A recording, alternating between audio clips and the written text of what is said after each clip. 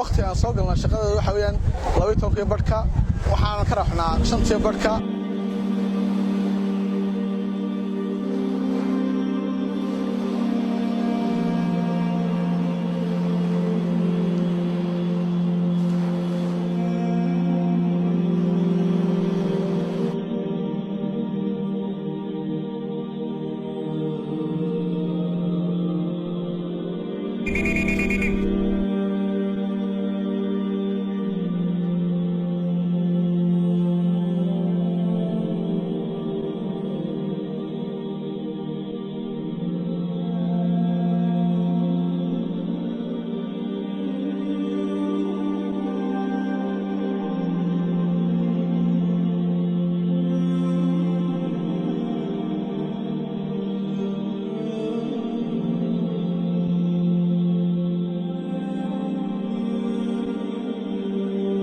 بدو aad u kacsan tahay dabeelaha dhacaya waxaan ugu digayaa shacabka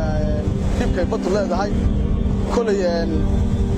annaga u taagan oo har yahay u taagan muwaadiniinta shacabka Soomaaliland inta ay ka yimaado dhamaanka waxaan helinayaa maayarada Cabshuur Maxamed Xasan Ciidin iyo xogayaha dowladda hoose Cabdikariin Cadde iyo Xasan Xasan waan soo dhaweynaa shacabka Soomaaliland meel kasta ay ka imanayaan